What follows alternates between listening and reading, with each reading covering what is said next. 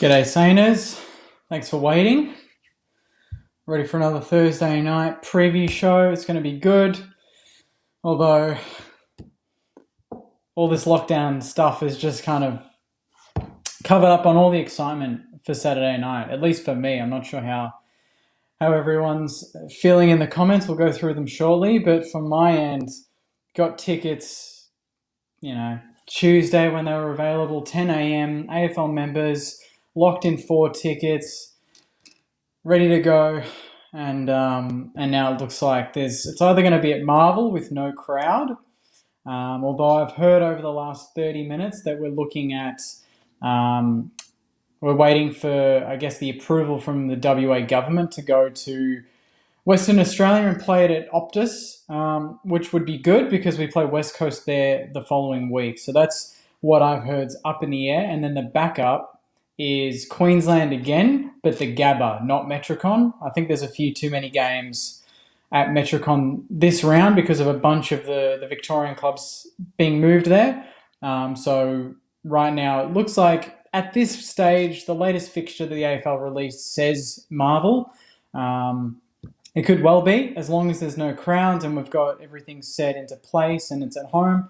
And to be quite frank, we haven't played them at Marvel, I think, since 2013. So it's about time they bloody play at Marvel, whether we're there or not. Port Adelaide can deal with it and play there. We've had to go to Adelaide Oval and their stadiums in years gone by, and it's about time they make the trip. But at the moment, Marvel, they haven't announced anything. It's been very quiet, but probably no crowds, you'd think, with all the news coming out. And then the backup, I think, is fine. And what I tipped when I was speaking to Joycey and Marshy earlier was Optus Stadium. We play there in a week's time against West Coast. Go there a week early, get the game there, get some familiarity with the ground, and you spend a whole week there and you focus on the West Coast game the week after, and hopefully you pump West Coast and we go 6 in a row, which would be unreal. But that's for next week. At the moment, up in the air, we don't know. I'll make sure to post it, when I know anything. But at this point, Marvel Stadium, no crowd, is looking the most likely, backup being WA Optus Stadium. For a bunch of people, I'm seeing all these comments come through. They're a bit shocked that I'm live streaming on YouTube as well. So this is actually a simultaneous stream. I'm testing it out for the first time. Last week, I tried getting Joycey on and getting some guests on, and that was great. And this week, I'm going YouTube and Facebook at the same time. So hopefully, if you're on YouTube and you're new to the channel, let me know if you like this. I'll continue it if you do. If not, Facebook's always going to be where the lives are, every week. So no matter what, we'll get a live going, which is great. I'm looking at the teams. Let's go through the teams at the moment. For us, at least, unchanged, which is what we expected, what I wanted going into the week. The one in would have been Jack Higgins, but it looks like he looked a bit tight at training today from a few spectators that went to training, and so they're giving him another week as well, which is fine. I think that the hard out would have been Dean Kent for Jack Higgins, and I thought Dean Kent's game last week against Brisbane was pretty damn good. So I'm pretty happy for him to get another go against Port Adelaide. But then you flip it and you look at Port. Now, a few people have commented. I had an idea that they wouldn't be fielding their strongest team, but at the moment, there's some huge outs for Port. They've got Connor Rozee injured, Stephen Motlop injured, Cleary omitted, and Zach Butters injured, on top of Robbie Gray, who's been injured and will be injured for the next couple of weeks. That's their best, 3 or 4 small forwards that generally cut us up. They cut us up earlier in the year because of it. And what I also love is that, they smacked us, was it round 5 Anzac Day, and I flew up and I saw it, and it was an ugly old time. That's when Jack Higgins kicked that snap to open the game, and no one celebrated. It was just weird vibes for the 4 quarters, basically. And they just took the piss out of us, and, no one gave us the excuse of injuries, and now, funnily enough, we come up against them closer to finals when it counts, with our season up and running, if we win this game especially. And they've got the injuries and we're getting players back and starting to hit form. So It's funny how things turn, Port Adelaide fans. You're all confident in round 5, and this time I think there's a few that are a bit worried. I've read online on Big Footy in particular on the Port Adelaide board, and they're not looking forward to facing us, particularly at Marvel. Although for some reason I feel like maybe it's a blessing that this could be moved because we've played at the MCG twice, we've played at Metricon, bigger grounds, away from Marvel, against the elements, no roof, and we've excelled. We've played our best football in the last 3 weeks. So it could be a blessing if we get moved to, say, an Optus Stadium, bigger ground, more space. We can use our leg speed, open the game up. They've lost a lot of their leg speed. You look at Rosie, Motlop, and Butters in particular. They're 3 of their quicker players. They're 3 of their line breakers. So having them out of the side is huge. For us, we're getting leg speed. We've got that going. We've got confidence in our side, especially when you've just beaten Brisbane.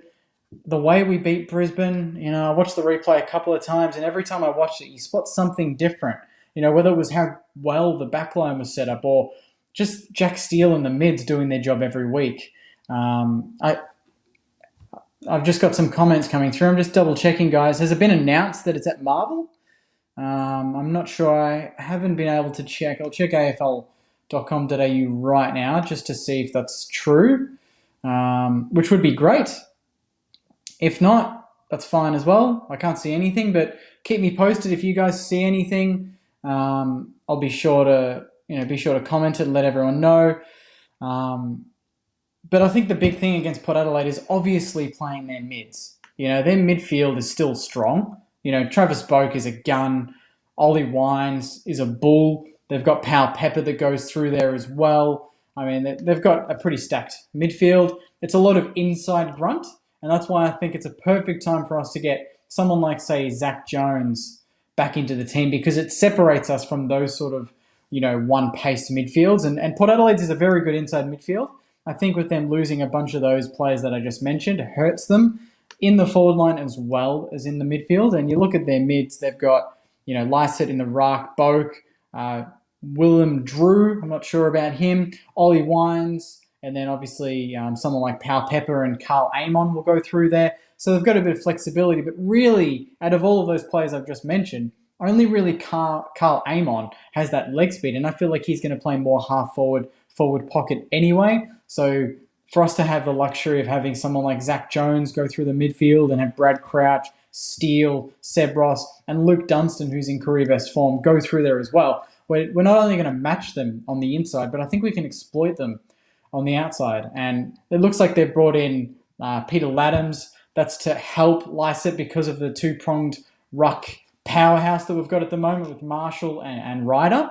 But I think the key matchup outside of the midfield is who the hell they put on Max King, because they've got Trent McKenzie, who's full back at the moment, and I think he's 6'1", 6'2".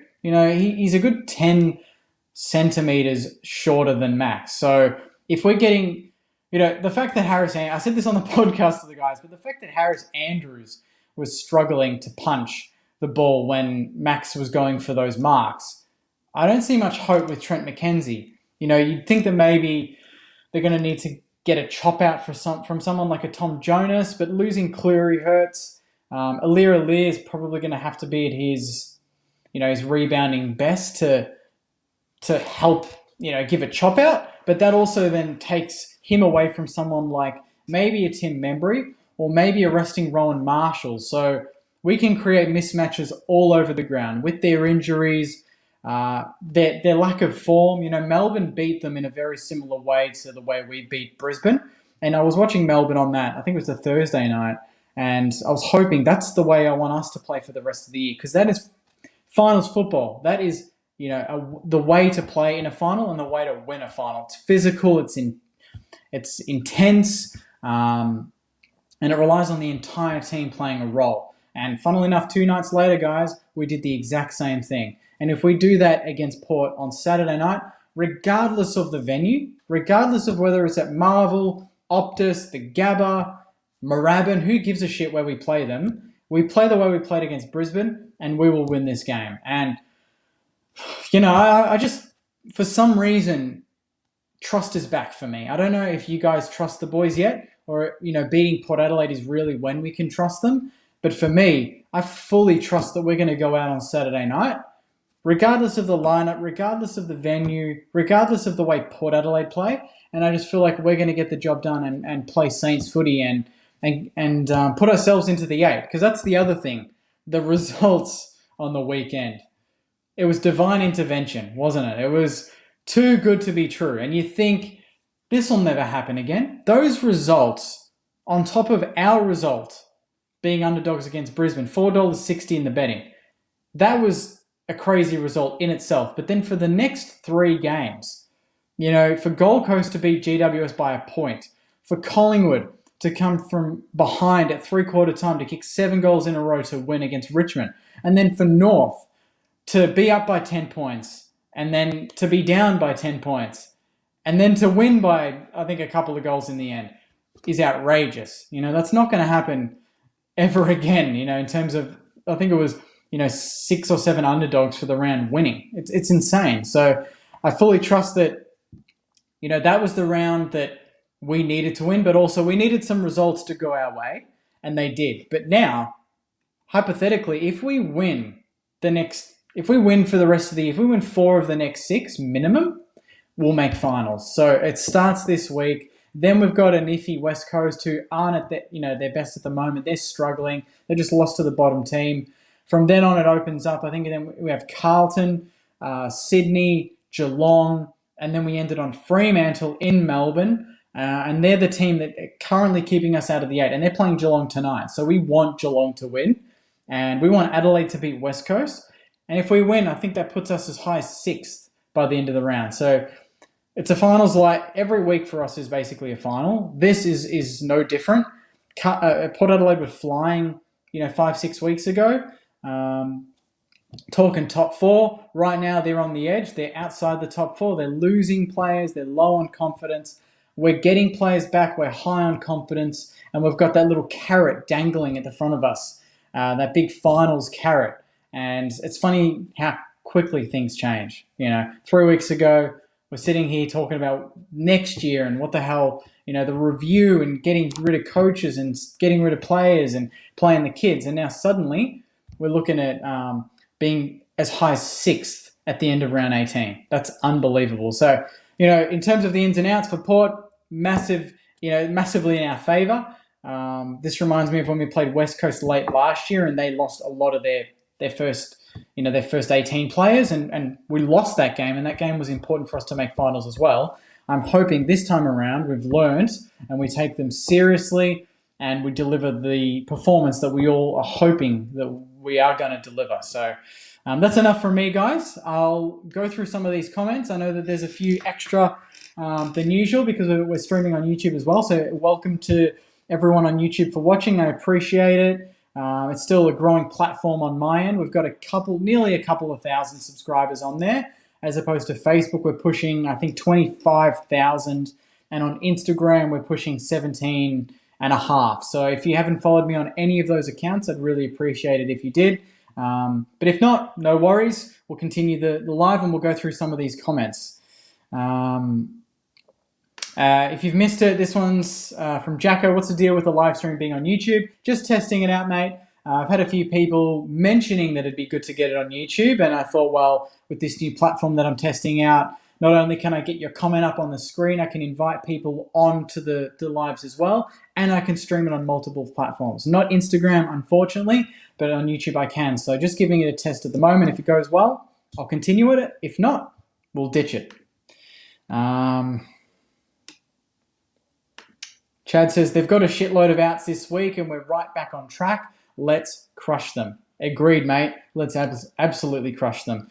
Percentage would be great. Just the win would be perfect. But on top of that, to smash Port Adelaide, I can't think of a better team outside of Geelong and maybe Melbourne to smash. Port Adelaide's probably next on the list there for me. Don't even get me started, Stu. Funny joke there, mate, but God, that brings back bad memories, doesn't it? That was just a terrible experiment from the AFL. All I think about is the amount of players that got sick and flying players over last minute and getting done by 10 goals. And, I'm sure the money was good, but I'm glad that only happened the once and we don't have to worry about it ever again. This one's from Marcus. Winning formula, need to shut down Wines and Dixon. Who goes on Ollie Wines? You know who goes on Ollie Wines?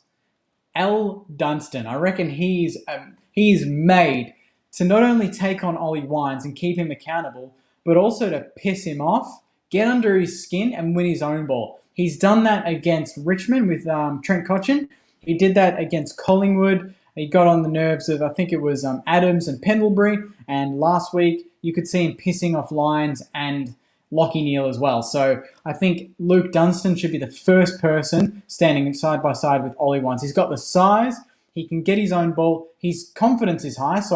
And I think he'd thrive playing on another very good player. So I think Luke Dunstan gets first dibs on Ollie Wines. And Dixon, obviously, the Doogs will go on Dixon. I think he injured himself a little bit last week and he was hobbling towards the end of the game from what I read. So hopefully he's a bit under the weather and Doogs and Highmore and Wilkie and these sort of guys can get to work, get their intercepting game going, and we can rebound from there. Because I think for me, the game is all about if we rebound or not. We generate more score from rebound than any team in the competition in the last 6 weeks. That's how important Highmore, Wilkie, Sinclair, Brad Hill, these sort of guys are to our score. The more ball they get and the better they're delivering from the rebound aspect of the game, I think the more likely we are to win games. So it's all on them. If they have a big game again, I dare say we'll win this game. Good question, Joe. No idea yet. Some people are saying Marvel still. I heard that it's currently listed as Marvel, potentially with no crowds, but nothing's been announced. But the backup's obviously Optus Stadium in WA, and then the third option is the Gabba in Queensland. So that's kind of where that's at. I know, Lynn, don't get me started. I'm sick of watching these Dan Andrews press conferences. I'm not going to get into my political agenda, but I just wanted to get to the damn footy. It's been 7 weeks since we played Marvel. Perfect timing. The vibe was high, getting a crowd. Marshy had his chance ready to go in aisle 29, and now it's probably looking like we're going to have to wait another couple of weeks to have the chance of doing that. But nonetheless, we'll be supporting the boys from afar. I'll be, here streaming after the game and posting during the game. So we're just going to make sure that we connect to the club in other ways. Social media is the perfect way to do that. And so that's kind of the way we're going to have to do it. And we're well versed. We did it all last year. Our club's well versed in travelling and winning on the road. We've done that enough times this year to know that. And we've had most of our wins at Marvel. I think our only win for the year at Marvel Stadium has been against Hawthorn. We've won how many? 8 games? I feel like most of them, 7 of them, 6 at least, have been away from home. So it might bode well if we have to travel away from Marvel this weekend.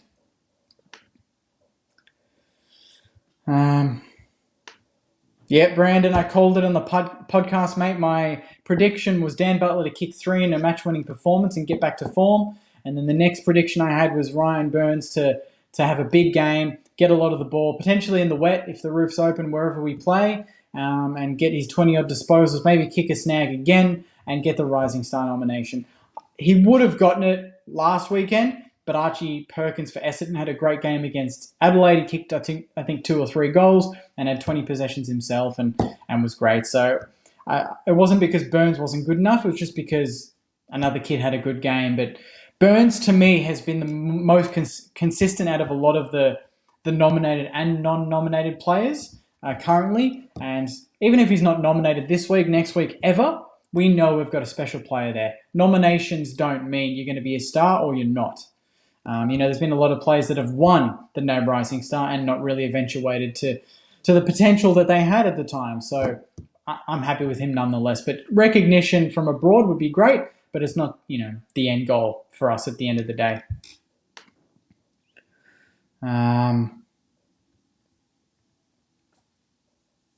Yep. Same here, Geordie. Same here, mate. Oh, okay, Heath. Has it been confirmed? I'm losing my voice now. I haven't read anything. If it has, that's amazing news. We'll just stick to it. We'll assume for the rest of this live that it's Marvel. If it's not and it changes tomorrow, then we'll post about it. But for now, confirmed at Marvel.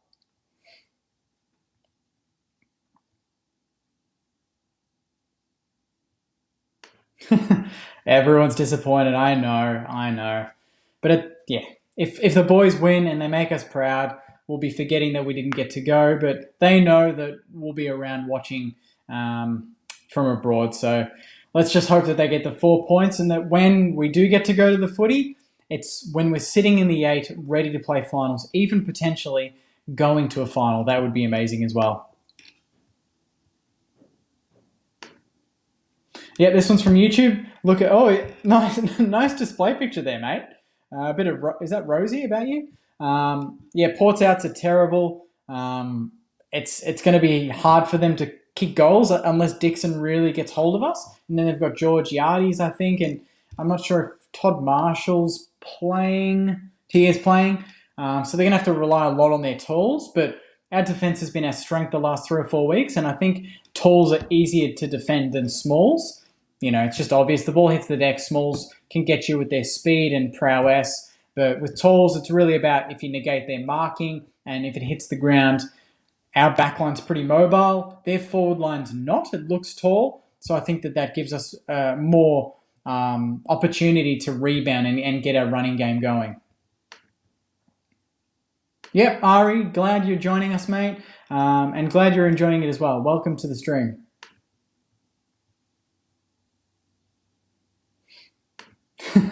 Marcus, yeah.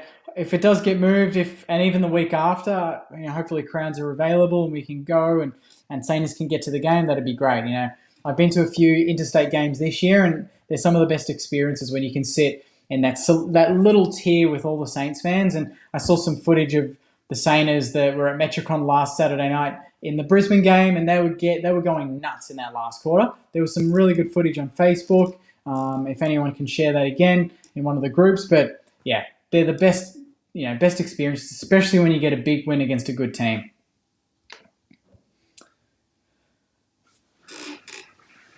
Let's keep going. Thanks for all the comments, guys. I didn't say it's guaranteed. I'm just saying that if we go into the West Coast game off the back of the Port win, obviously that means 6 in a row. Not that we'd get to 6 in a row, but there's an opportunity for that. And when was the last time we won 6 in a row? That's a good fact. Would that have been 2010? I can't remember any other time where we would have won 6 in a row beyond the 09-10 period. So that'd be a fair record to look at.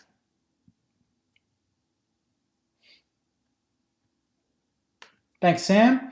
Liking the new format live on both Facebook and YouTube is a great idea. Thanks a lot, mate. Cheers.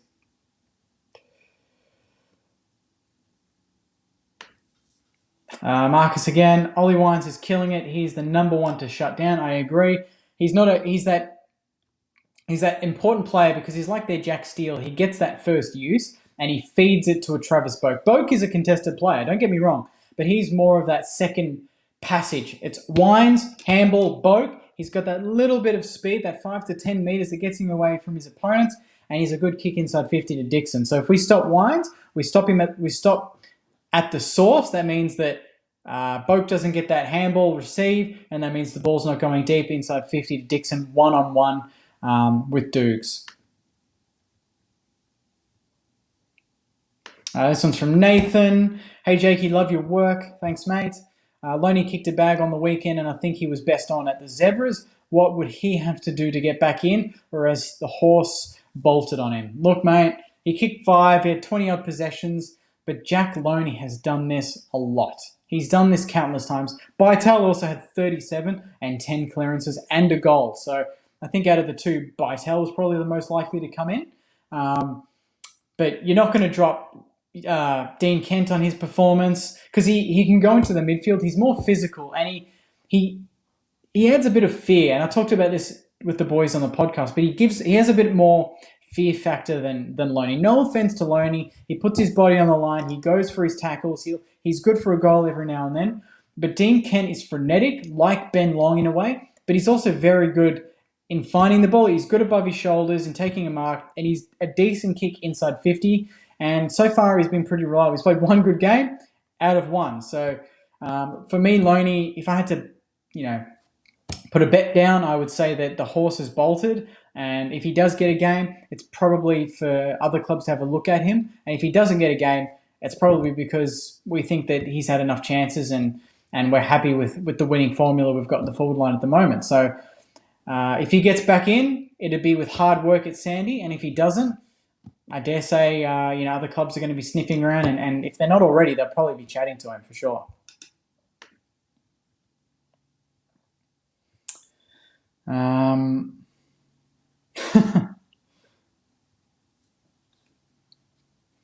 I hope you're right, Dean. I hope you're right. We've been a big show the last 3 weeks. Let's hope we can keep it going. We're still, I think, underdogs in the odds, but based on current form, I think we are second on the ladder in the last 4 weeks in terms of form. Statistically, Geelong are number one. They've won the last four. We're 3 wins and 1 loss, and that 1 loss was the silly 6-pointer to Adelaide that should have been a win. So our form is better than anyone at the moment outside of Geelong. Our defence is the best in the last 6 weeks. We're number one for clearances. Jack Steele is the number one ranked player in the AFL fantasy ratings. He's supposedly polled 16 of the last 18 Brownlow votes. So we're a big show all over the ground. So if we play with confidence and we play with focus, we can get the job done against Port Adelaide on Saturday night.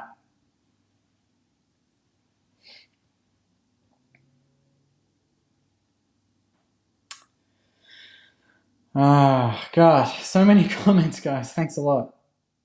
Not yet, Ryan. Nothing confirmed, mate. Yeah, that's the silly thing that I was reading. This one's from Peter. If we do play at Marvel, it's scheduled to rain on Saturday night, and I think the roof would have to be open. But that, to be fair, was only with crowds. So if there's no crowd, I wonder if we can close the roof and have it under the roof on the dry deck, which I think would help us as well. If it's open, regardless, I think we've played enough in the last 3 weeks in all types of elements that will be suited to it. But if there's no crowd, I'm pretty sure that the roof will be allowed to be shut as well.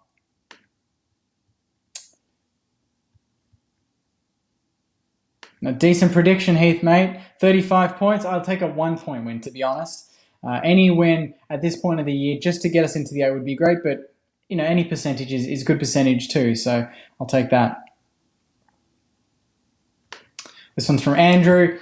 Webster will smash Amon. Yep, good call. He smashed Charlie Cameron, and Amon's probably not on that level just yet. Highmore and Wilkie drifting across will give him no room. Alir is a worry, needs Skunk and Kent to lead up to the wings, pull him out past centre-half back and give Winksy and Marshall more room. We got this. That's a great comment. I wasn't thinking that, but we need, someone, whether it's Skunk or not, we need someone to take Alir away from Rowe and away from King, because as I said before, the key to stopping King and Rowe is having intercept markers, and he's one of the best in the comp at doing that.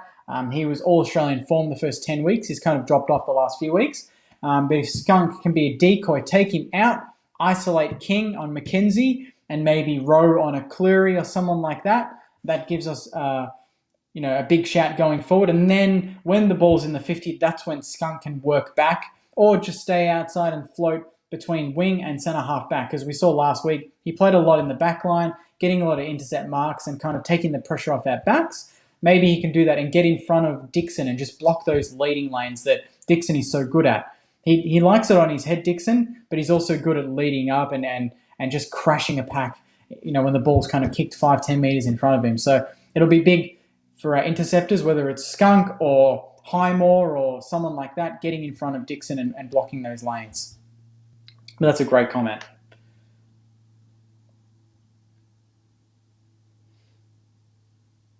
Jeez, I'm loving the confidence tonight, guys. George, he says, agree, trust is growing. Last week was sublime. If we play 80% of the game at that level, we'll win. Love that.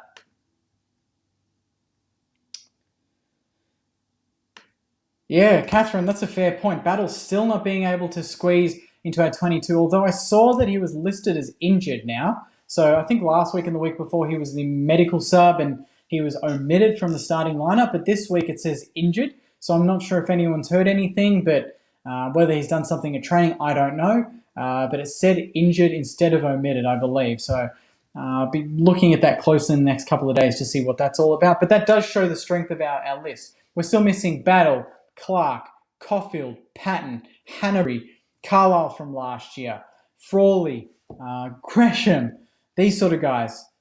Geary as well. So there's about 8 or 9 players I've listed there that could have a shout for starting 18-22, and we're doing well without them. If anything, this year could, we thought this year would be the year we prove that we've got good depth, but it could be next year proving the depth that we have based on the injuries we've had and the players we've had to blood.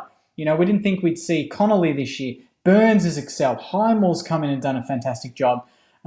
Mackenzie, Long, Dunstan, Kent, they're all getting chances and they're taking them.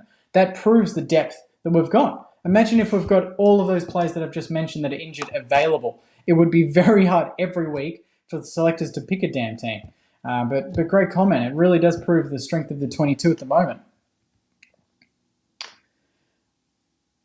This one's from Goodwin. I'm over the moon with the youth like Connolly, Highmore, Burns that I'm looking forward to seeing playing. Yeah, it gives us another reason to go and I mentioned Bytel. I forgot to mention Bytel before, but there's so many of these mids and these young players coming through. We saw some of the young talls. I think it was Cooper Sharman that kicked 3 goals for Sandy last week. Even Tyson Milne had 20-odd disposals. He's not listed St Kilda player, but even he's playing well. So it's just good to have good youngsters playing well in the firsts and the seconds and getting their chances and taking them. So yeah, I'm all for that and really excited. And this one's from Wisdom. This is our biggest game of the season, without a doubt. Biggest game. This puts us into the 8. This backs up the performance that we put in last week. If we don't win this week, last week doesn't feel as important as groundbreaking at this moment in time. To me, it feels like a changing of the guard. Hopefully, this week kind of solidifies the form that we've had in the last 3 weeks and proves that it's not a fluke. We haven't played teams out of form. We have played teams that have been in form and playing well and beaten them. Richmond, before we played them, were okay. Collingwood proved that they beat Richmond, are scary in the last quarters, and Brisbane have been the form team of the competition. Now we play Port, who are top 6, made a prelim last year, and have been in decent form all year, apart from last week when they stuffed up against Melbourne. So this is our biggest game of the year. And on that, I will end this, guys. It's been 34 sensational minutes of your time joining me on this live. I really appreciate it. Thanks to all the subscribers on YouTube. If you're watching on YouTube and you're not subscribed to the channel, even if that's possible, please do. And obviously on Instagram as well, @SaintsTVOfficial. And most importantly, the podcast is out. If you haven't listened to it, Marshy, Joyce, and myself, it's a loose one. It's a fun one. It's had over 1,300 listens already, but really appreciate it. If you haven't listened to it, make sure you do it and don't miss out on all that saintly content. But I'll leave it there, guys. Thanks a lot for watching. I'll keep you posted on all of the craziness with COVID, and if the game changes to Optus and all that, that Saints TV will cover that quicker than anyone in the AFL world. And outside of that, I will see you after the game on Saturday night when we take on Port Adelaide, wherever it's going to be. And hopefully I'm coming on here talking about a big win and cheersing to St Kilda being back in the 8 after such a disappointing start to the season. But a chance to go 4 in a row, guys. Fingers crossed. But until then, guys, take care. Enjoy the rest of your Thursday nights. And go you mighty Sainers. See you guys.